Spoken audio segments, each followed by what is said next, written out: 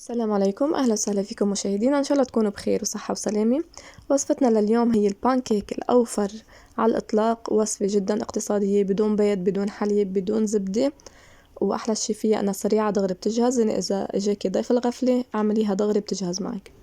مكوناتها هي 2 كوب من الطحين، 2 كوب من المي، 5 ملاعق زيت نباتي، خميرة بيكربونات الصوديوم يكربولي، ملعقتين من السكر، وزرف بيكنج باودر. وكمان أحلى شي فيها إنه ما كتير بدك تطلعي جلي، بقصص كتير خفيفة وبسيطة رح تنجح معك. عندي هيدا الكوب المي تركته ناقص شوي، رح أحط فوقه 5 ملاعق من الزيت النباتي، والكوب التاني متلين عادي. والطحين كوب ممسوح. أنا استخدمت أكواب النسكافيه. رح أحط أول كوب من المي، ورح أحط فوقهم كوب من الطحين. بالنسبة للمي، إذا كان الطقس كتير بارد حطي مي فاترة، وإذا الطقس لا بأس بيه حطي مي عادية من الحنفية. فإذا حطيت فوقهم ملعقتين من السكر، ورح أحط فوقهم نص ملعقة صغيرة من البيكربونات الصوديوم اللي هي كربولة، ورح أحط ملعقة صغيرة من الخميرة الفورية. فينا نخلط المكونات كلها مع بعضها، بس أنا لأني اخترت هيدا الوعاء الضيق لسهولة التحكم فيه، مشان هيك عم بخلطهم على مراحل. هلا رح احط تاني كوب من المي اللي حطيت بقلبه 5 ملاعق من الزيت النباتي، ورح احط فوقه كمان كوب لطحين، نفس الكوب اللي بنستخدمه للمي بنستخدمه للطحين. رح احط فوقه زرف من البيكنج باودر، وهلا بنحركهم كلهم.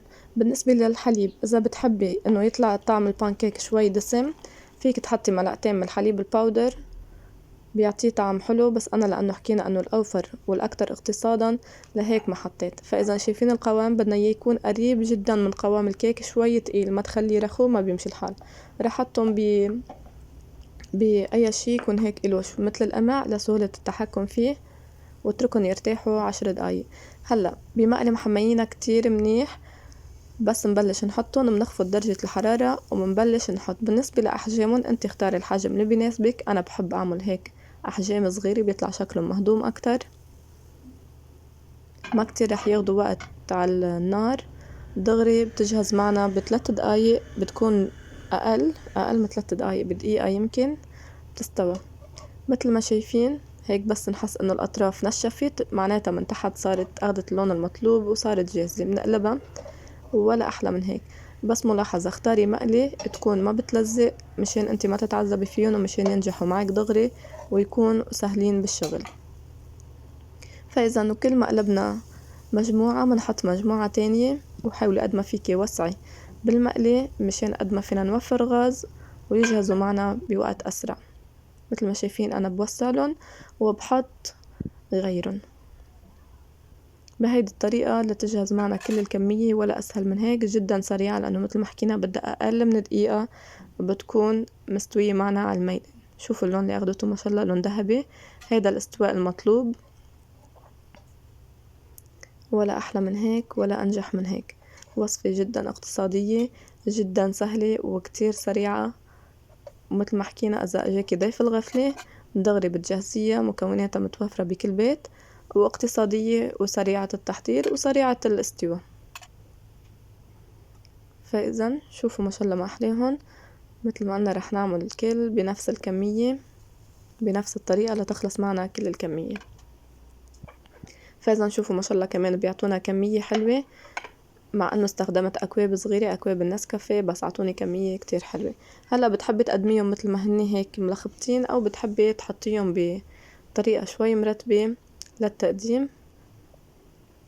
فاذا انا حطيتهم بهيدا الشكل، بقوا معي هيدول كمية وفيرة ما شاء الله. بتحبي تحطي مثل ما انا حطيت عسل، بتحبي نسلة او قطر تقيل او شوكولا نوتيلا، اي شي انت بتفضليه فيك تحطيه معه. وفيك تحطي زبدة، بس انا ما بفضل الزبدة، كل شي دسم ما بحبه.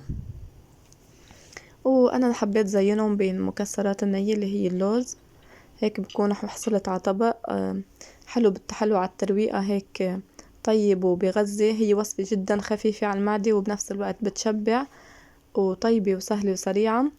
إذا أول مرة بتشوفوني فضلا وليس أمرا اشتركوا بالقناة، وإذا حابين تعرفوا شو رح نزل وصفات جديدة بالأيام القادمة إن شاء الله اشتركوا بالقناة، فعلوا زر الجرس تيصلكم كل جديد. إلى لقاء مقبل إن شاء الله.